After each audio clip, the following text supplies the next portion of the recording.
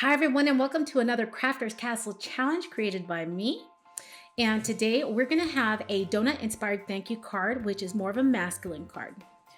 Here I have my images ready to go. I have flat printed them. I use my Cricut to actually create these images, and then I cut out the image itself for the donuts.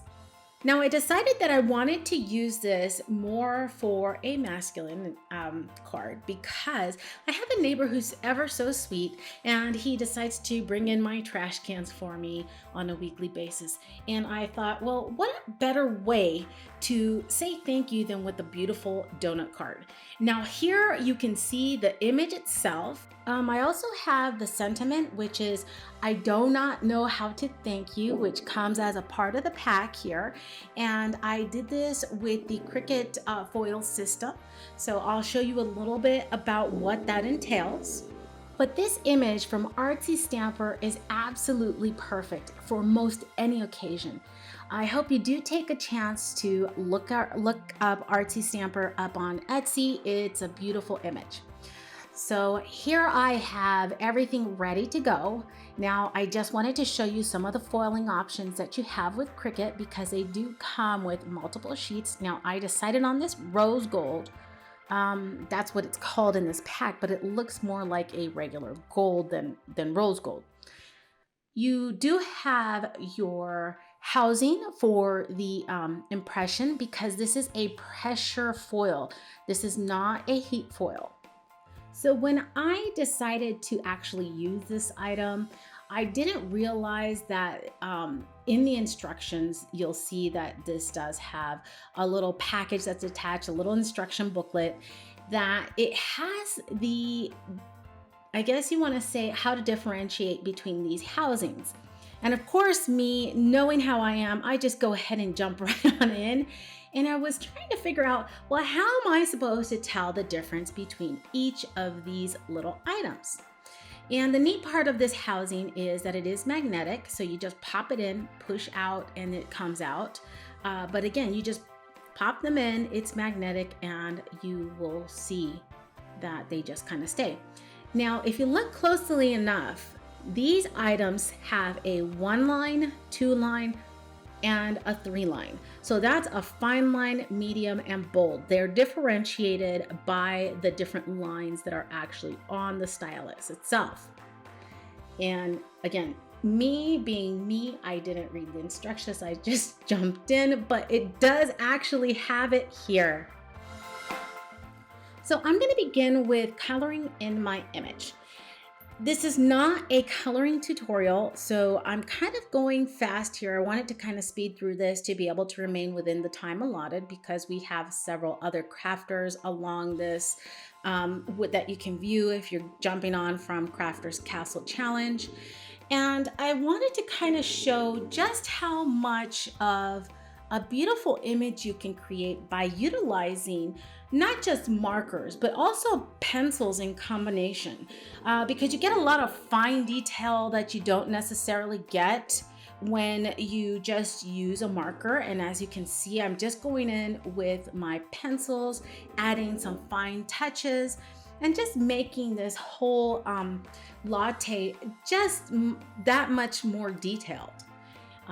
You want to make sure that if you are using a blending pencil that you wipe off some of that color. What that does with the blending pencil is it flattens out those teeth in the paper, and then it causes for it to actually spread a little bit more easily. So my color theme for this was more in the brown sets, not because of the coffee, well, not just because of the coffee itself, but because I wanted to make this again a more masculine card. So you're gonna see that I'm trying to use more browns throughout this particular video. But even with that, you can still differentiate different colors of brown and add a lot of life to this card. Now here for the image of the donut and eclair, I decided that I wanted to use or make like a chocolate ganache. And everybody knows that a nice chocolate ganache for that eclair, it has this beautiful shine. So you'll see that I'm trying to leave some blank spaces where I think light would kind of shine, things of that nature. Just bringing in some darker colors to add into that.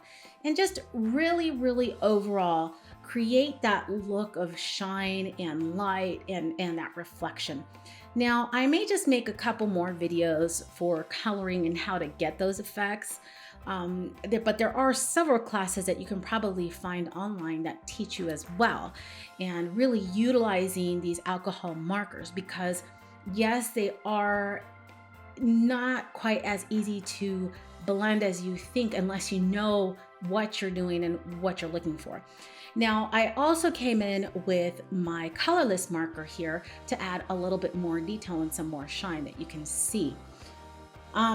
For the actual donut itself, what I really wanted to do was kind of keep more within those browns. So I made a peach icing, like an orange style icing for it. I utilized peaches, lights, colors. I mean, it really, again, you can also create a lot of shine on that. You know, the glaze is nice and shiny. You want to use a lot of white space for this. Okay, in order to create that shine, you're utilizing that white space, because really that reflection is what you're getting, is a white light shining back on you. So that's what you have to consider when you're making items such as these. All right, our donut is now done, or our donuts, I should say.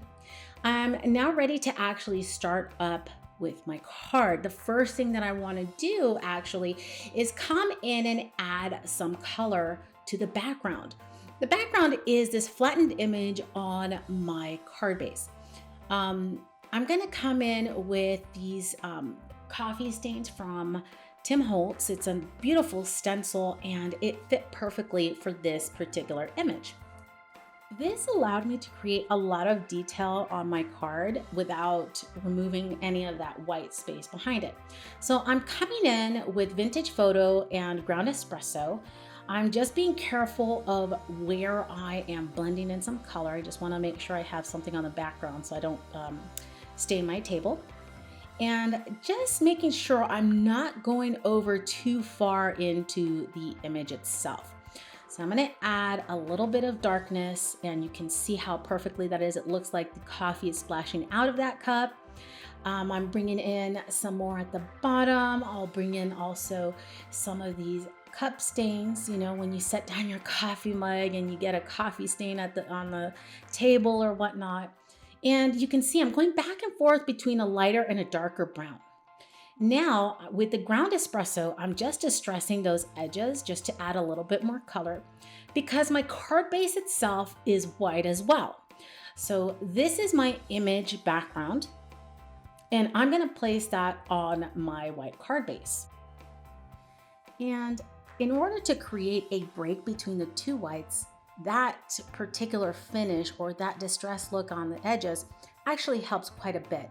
I'm going to set it slightly askew so you'll see that it is at an angle. And in order to do this, I wanted to give it some height. So you can see I don't spend or waste any of my paper. I just reuse it.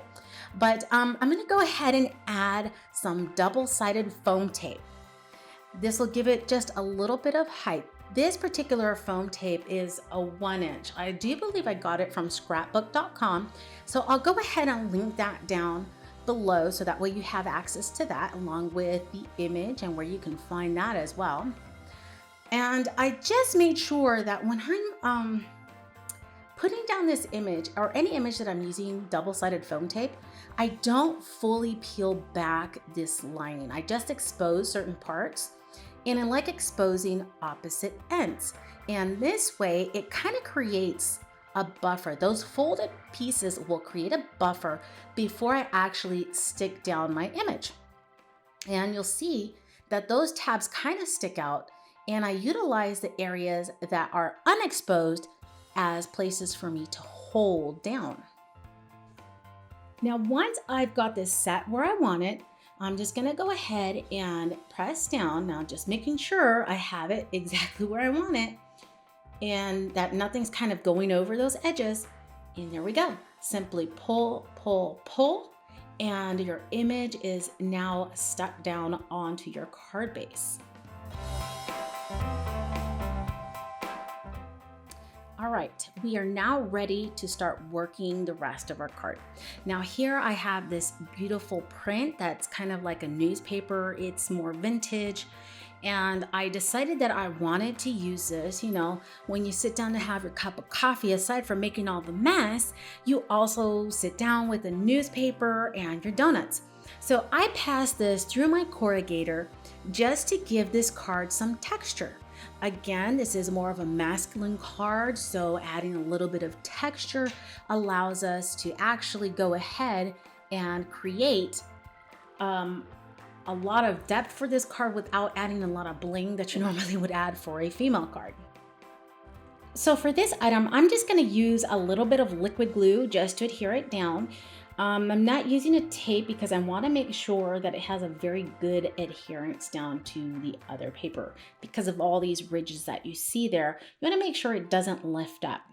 Now this is going to go straight up and down on that particular card. There is not going to be any eschewance on this. Now I just have my sentiment that I'm going to go ahead and use liquid glue to adhere down onto a piece of craft cardstock that I cut out, so it just has a little bit of an edging.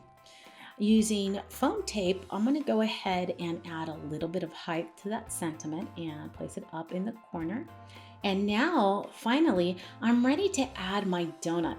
Again, this is a nice way to utilize digital images. You can make a flat image, and then you can also cut out images, especially if you have Cricut. It does make it a little bit easier, which I always love using. And you get depth, texture, and a whole lot of beauty. I mean, who wouldn't love to receive a card like this? It reminds me of waking up in the morning, reading the newspaper, maybe spilling my coffee, and having some donuts to go along with it. I do hope that you enjoyed this video. Don't forget to visit us again, or visit me again, and join us on the Crafters Castle Challenge. We'd love to see you there. You can find the Crafters Castle Challenge at crafterscastle.blogspot.com. Thanks for watching Heartcraftpaper.